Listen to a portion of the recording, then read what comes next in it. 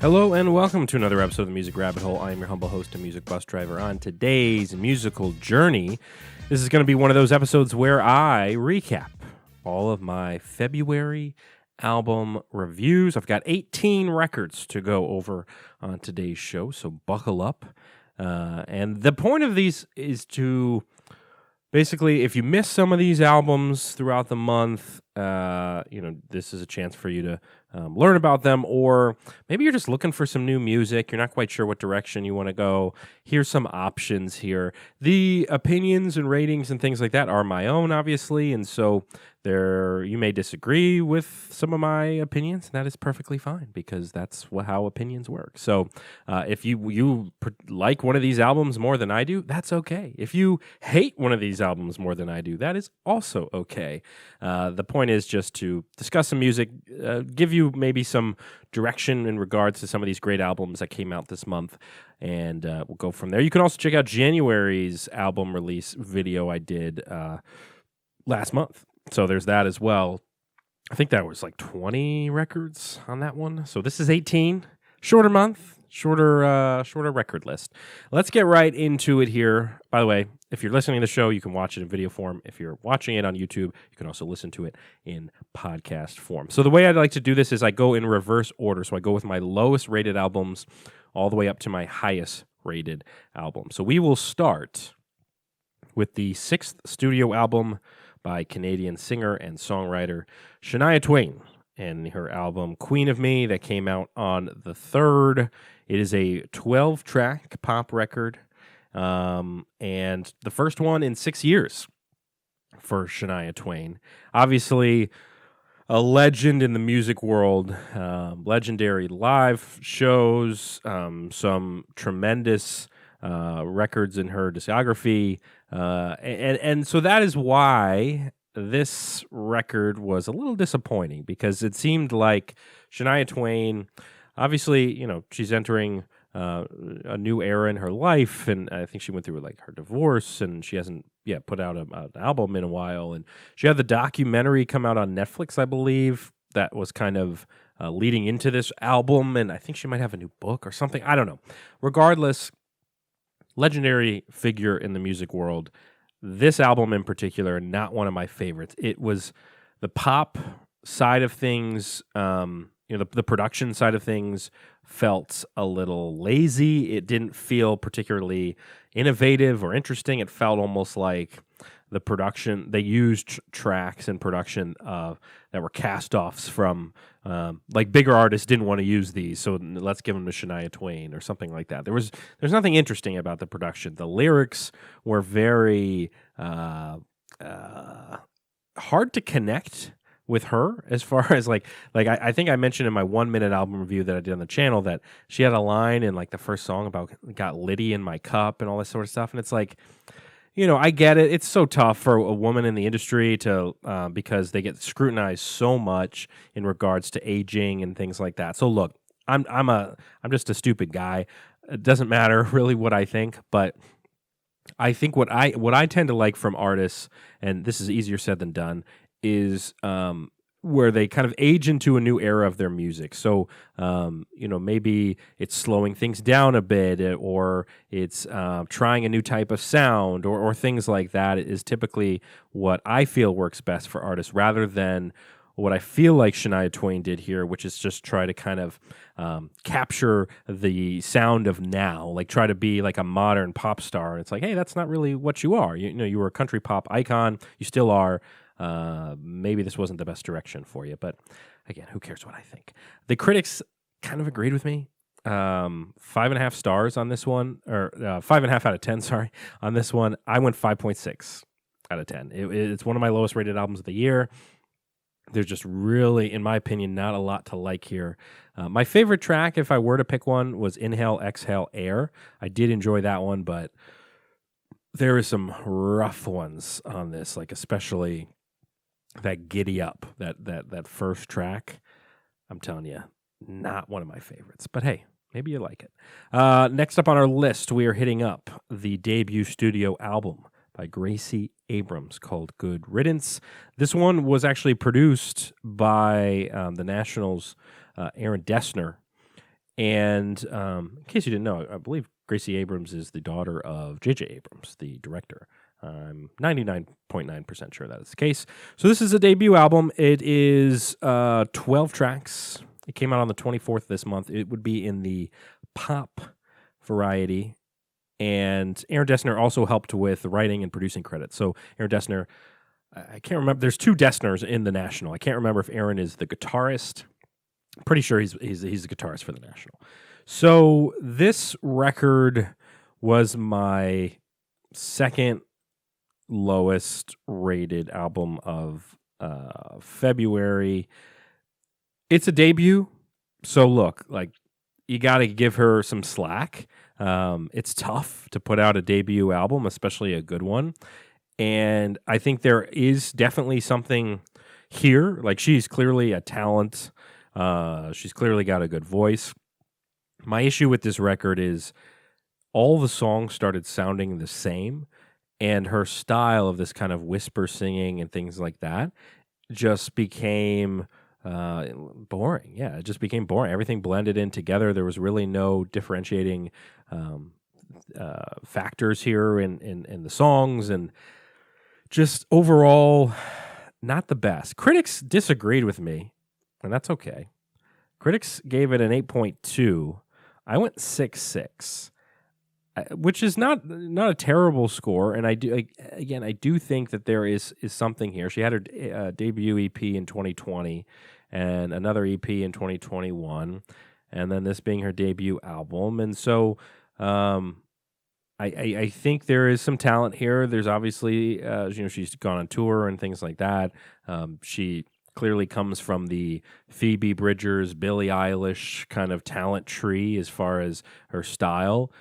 And it's just not quite there yet, in my opinion. The best tracks on this record, Best and Where Do We Go Now?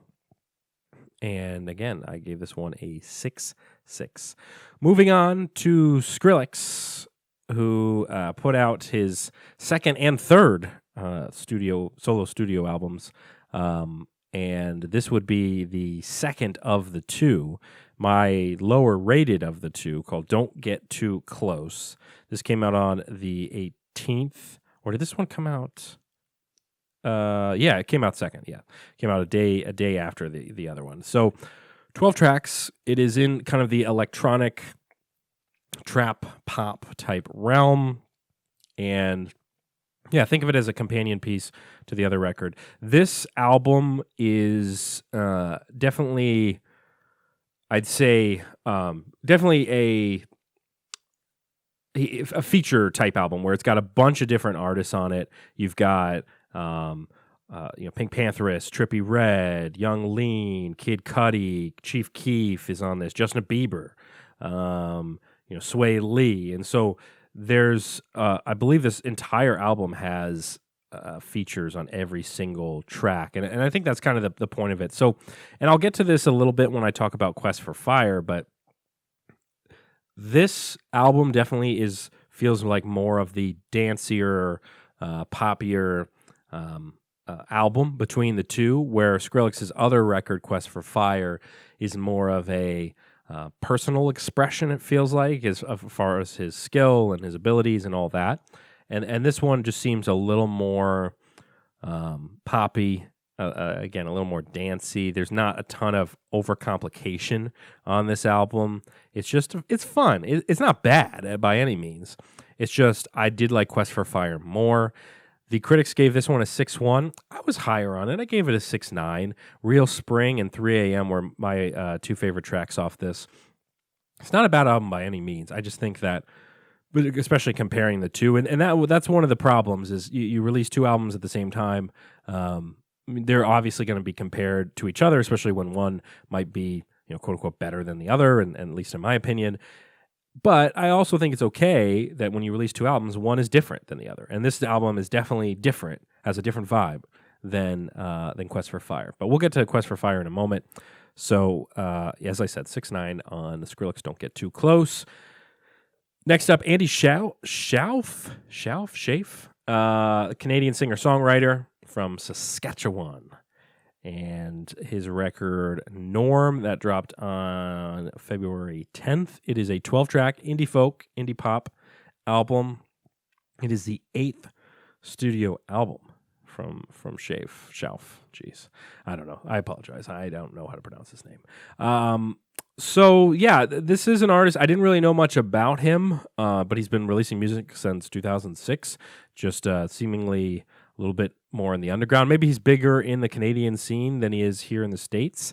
But yeah, this is a very laid back, relaxing indie folk record. It is not.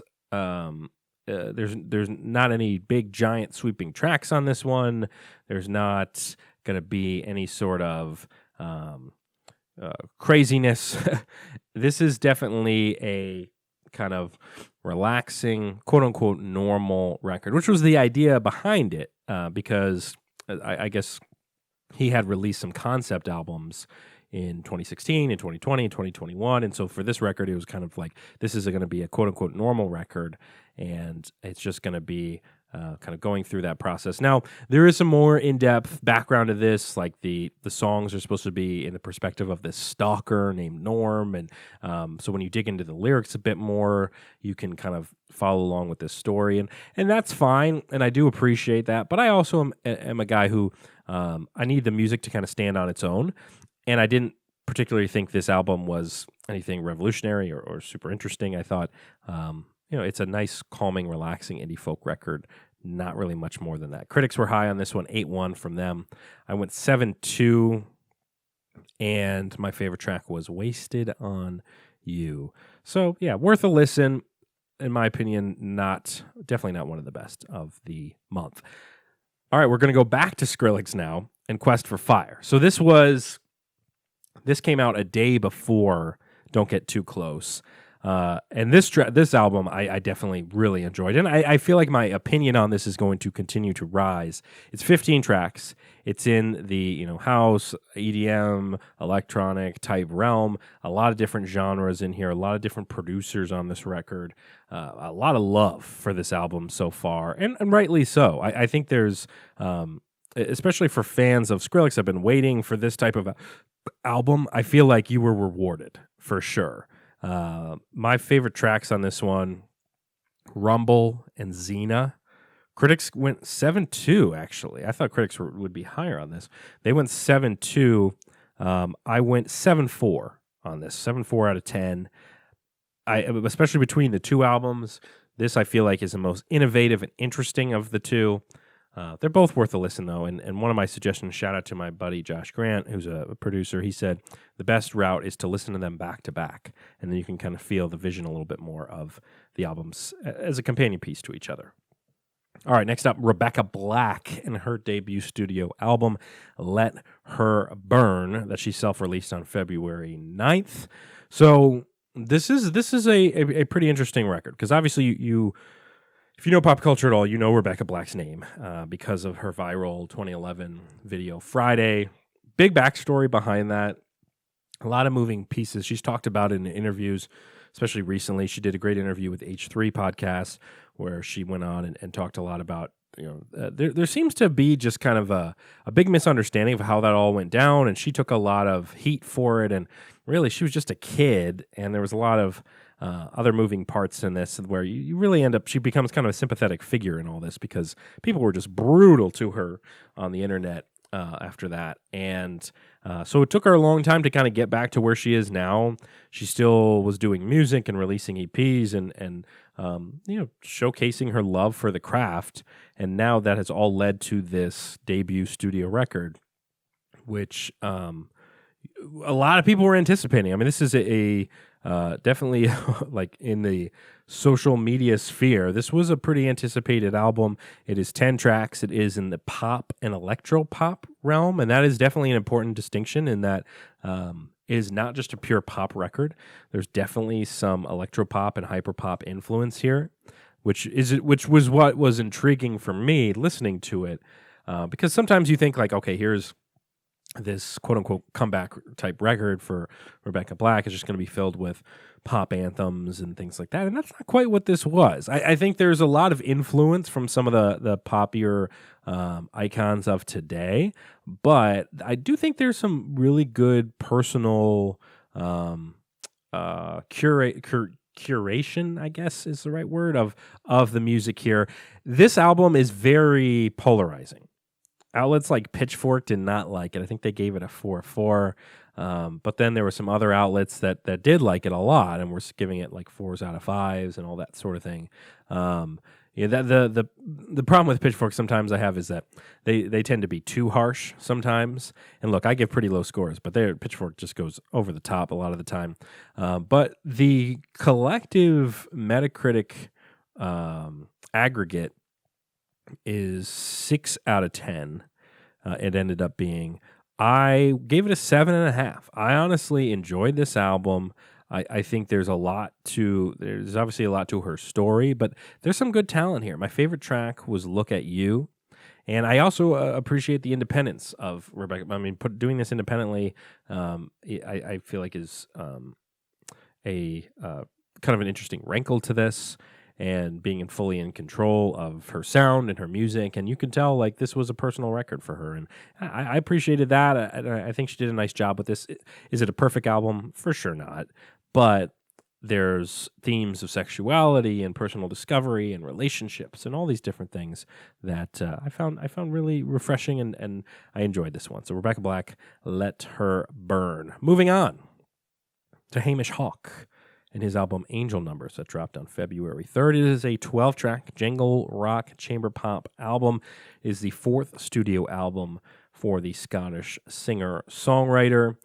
And with this album, I definitely got a lot of Morrissey vibes from his sound. And Hamish Hawk, if you don't know, tremendous storyteller with his music and his singing. There's some cheekiness to the lyrics. There's some interesting one-liners, and yeah, this is a fun one.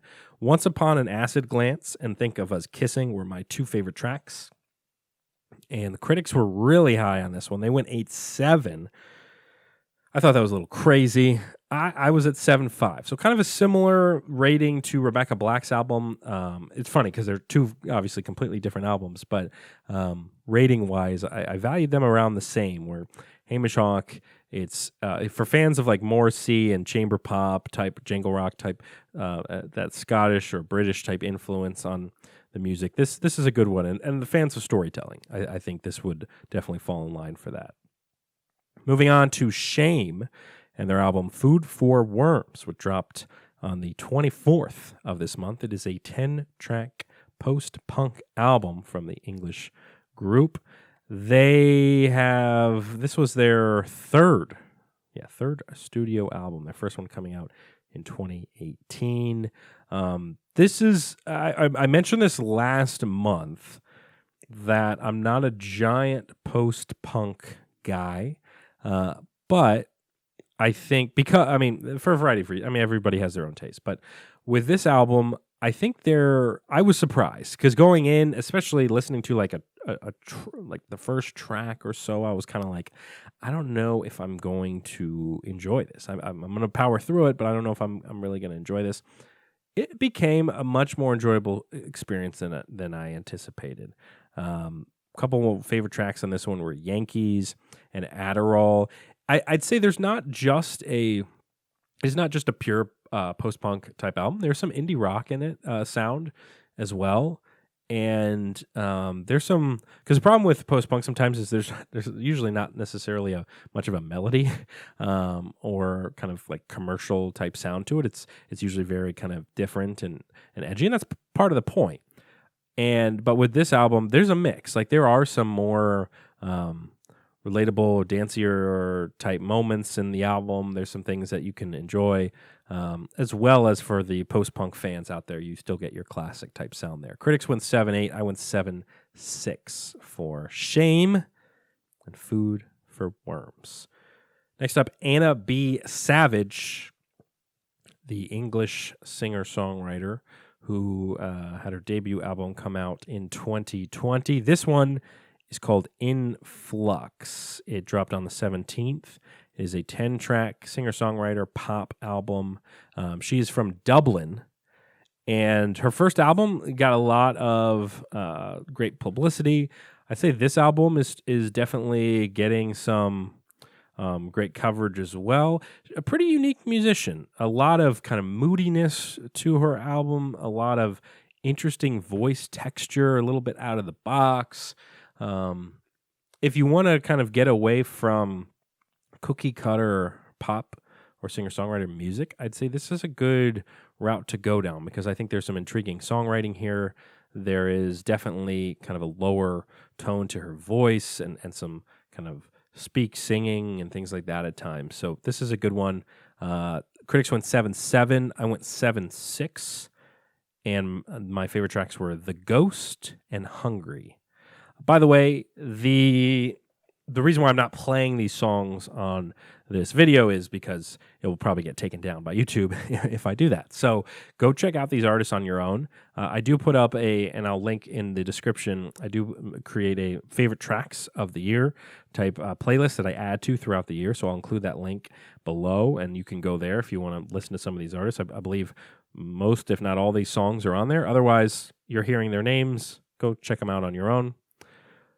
All right, we're going to hit up Quasi and their record, Breaking the Balls of History. So Quasi is the duo of Sam Coons and Janet Weiss, the Portland indie rock duo that has been around since 1993 and been big in that scene for a long, long time. They've also been part of other bands like Weiss was in Slater-Kenny, and Coombs has created solo albums and things like that. So basically, they created music for a long time together, and then they kind of drifted apart.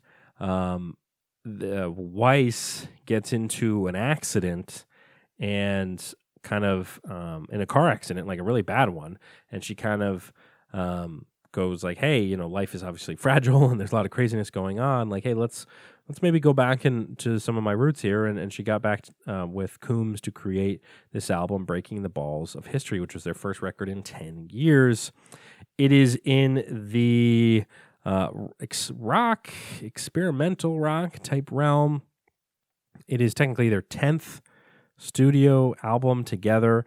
Yeah, this is one where if you've heard any of their music or some of the other bands they've played in, there's some familiar sounds here where, Coombs has these very interesting lyrics and approach with his singing, and then Weiss is just a killer on the drums. And so I'd say this is definitely, there's some really high moments on here.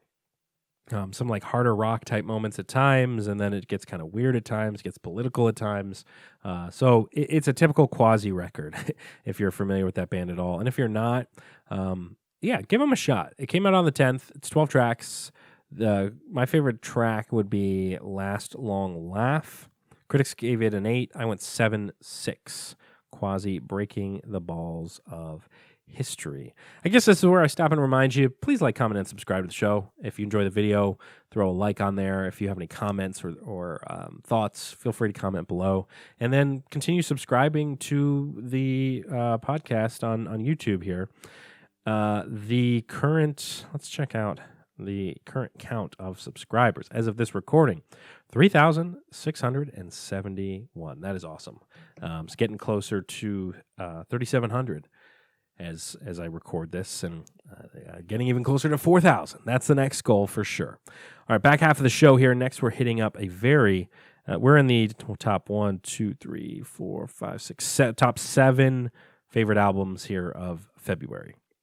This is British singer-songwriter RAYE and her debut studio album, My 21st Century Blues. So if you don't know RAYE's story, she was originally signed to this record, Polydor Records, and I think she was signed like a long time ago with Polydor, and she just was not, like, they were preventing her from releasing her album, or there was a lot of conflict there, and then she finally got out of the deal in 2021. And finally was able to produce her debut. And this is a pop, soul, house, blues type record. And it's just got such a fun backstory. It's kind of obviously a critique on her experience with her previous label, but also she talks about things like body dysmorphia and anxiety and sexual assault. And there's some really intriguing topics here that that RAYE sings about. And this is definitely a worthwhile record. It's 15 tracks. My favorite tracks, Escapism and Worth It. Critics gave it an 8. I went 7.7 for my rating for RAYE, my 21st Century Blues. All right, top 6. My 6th favorite album of February, Logic's College Park. Whoa, sorry, shook the camera there. This came out on the 24th. It is a 17-track rap record in the 8th studio album from the Rockville, Maryland native Sir Robert Bryson Hall II, also known as Logic. So, Logic, obviously, another kind of polarizing artist as far as there are some people that will constantly tell you that Logic's old stuff is always better, and like his first couple albums and things like that, and that he got corny at times, and the natural progression for an artist where there are just haters out there, and I do agree with them at certain points, but this album that I'm speaking about in particular is really a fantastic record.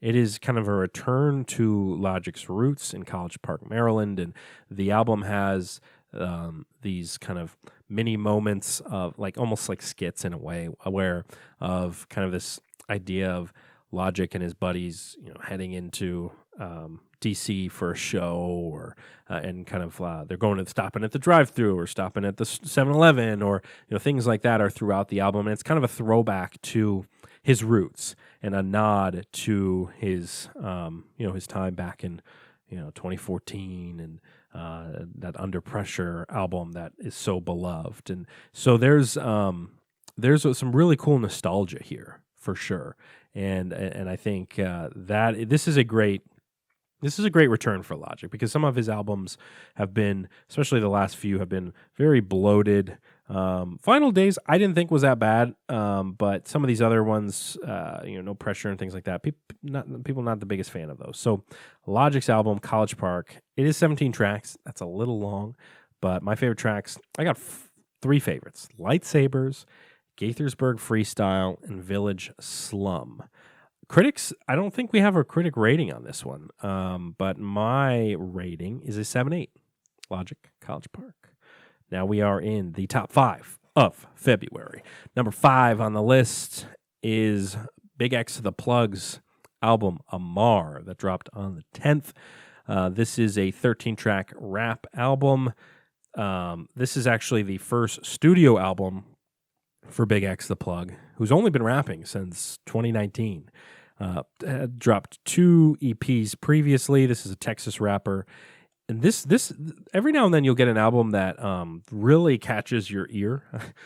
And this was one for me where I had to stop and go like, whoa, this is pretty dang good. And there is a signature sound to BigXthaPlug. People say like he's the Southern Biggie Smalls. I understand the comparison because this is a huge guy. He kind of has a similar flow at times to Biggie, but I also think he is his own unique kind of modern artist as well. But I mean, hey, I'm sure he appreciates the comparisons because that's obviously how Titan to be compared to. So, BigXthaPlug, AMAR. Lot to like about this record. My favorite tracks were Rush Hour and Prime Time. No critic rating on this one. It's a pretty small album, but I gave it a 7.9, right there below an 8 for me. It's a debut album, so I think that you want to leave room for some of these artists to go even higher. You can't just. It's really hard for a debut album to be like in the high 8s or a 9 or something like that, because then there's what room is there for them to grow from there. So I think BigXthaPlug is right on the cusp of breaking out. I think this guy could be a mainstream artist for sure. So he's close. He's right there. We are in the top 4 now. Next up, Paramore and their record This Is Why, that came out on the 10th. It is a 10-track dance punk, post-punk album. It is the 6th studio album, first one since 2017. This comes after Hayley Williams' 2 solo albums. This was another really anticipated album. Obviously, the time frame of 6 years and a lot of acrimony when it comes to Paramore and kind of the band and people taking breaks and people leaving the band. And so, this was a pretty interesting lead up to this. And there was a lot of big reception for this album. And a lot of fans really, really, truly loved this record. And I mean, I enjoyed it a lot. It's number 4 for me for February. It is filled with influences from bands of the past, bands like, if you know, Block Party. Hayley Williams has even said that like some of the sound of this band is definitely inspired by Block Party. There are some dancier tracks on it. There's some punkier tracks on it.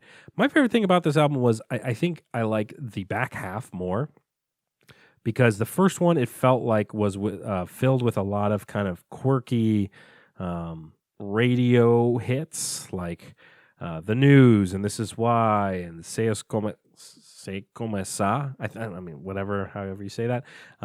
Those are all like radio-friendly, viral TikTok type hits.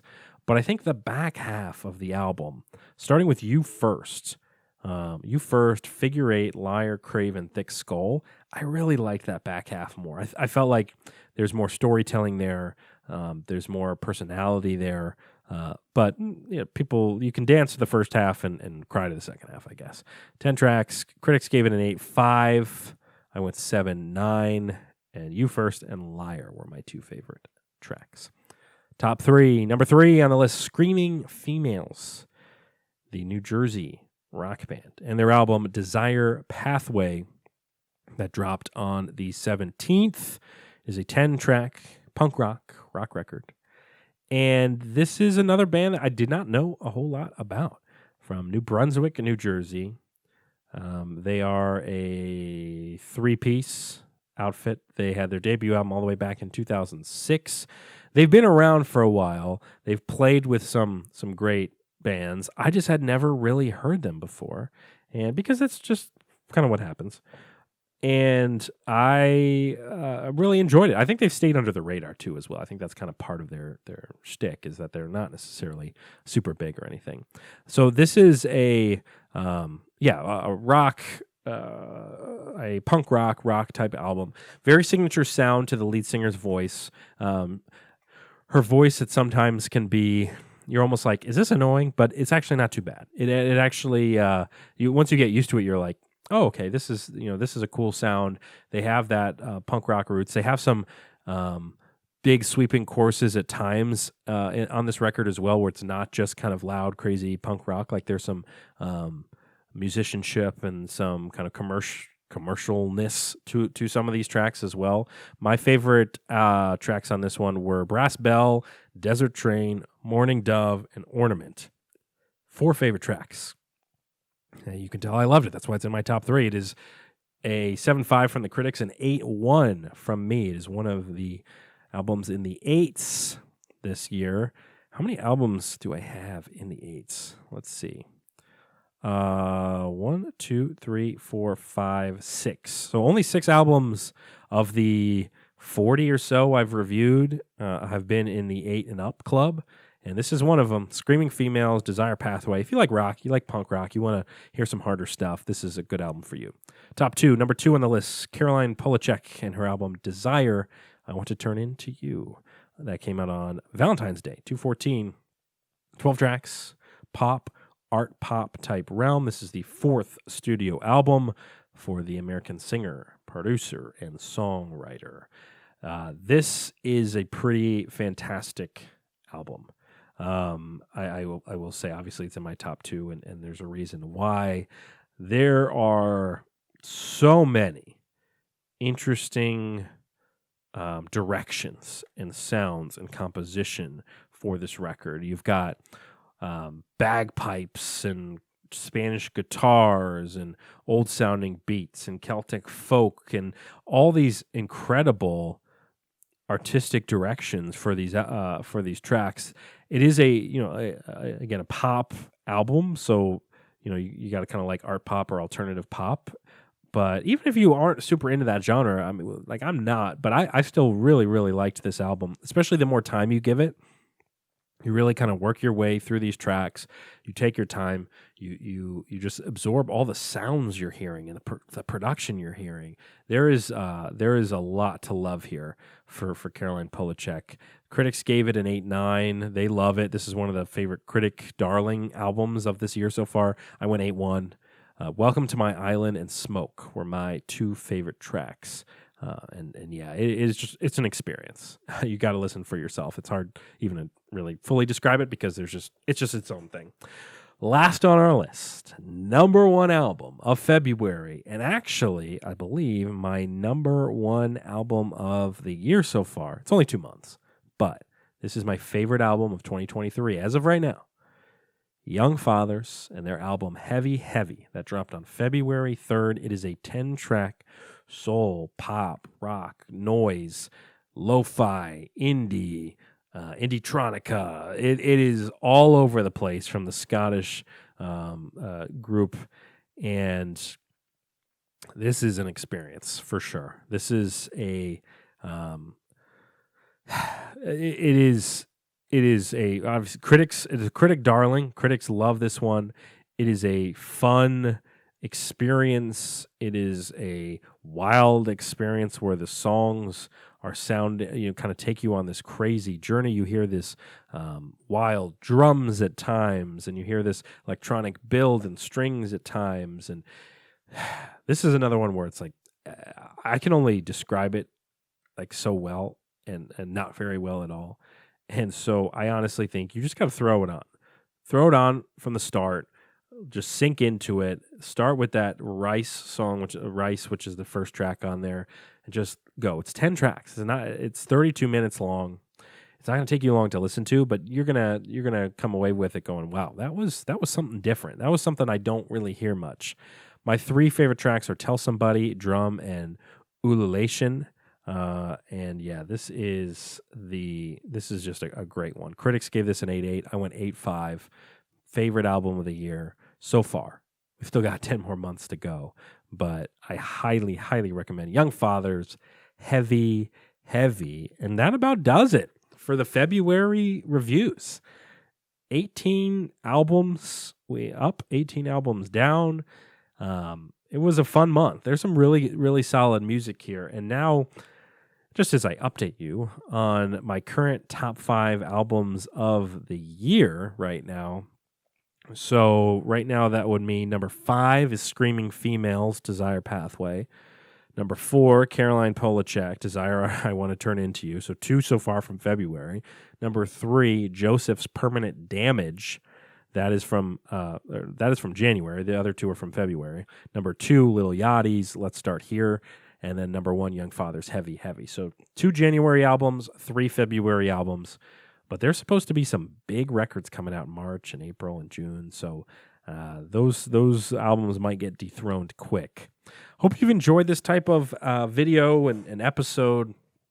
Go into the description, and I'll put some links so you can go check out some of this music on your own. The idea is just to kind of set you down a path, and hopefully you go enjoy some of these artists for sure. And besides that, we will see you next episode. I will also be released, by the way, if you checked out episode 1 of Albums You Should Listen to Before You Die with the Nationals Boxer, that was a fun one. I am working on episode 2. It's a little bit delayed, but I will be trying to put out episode 2 of Albums You Should Listen to Before You Die on the channel. But until then, enjoy watching this video and all the others on the channel. Go listen to some good music. I'll see you next time. This has been another episode of The Music Rabbit Hole.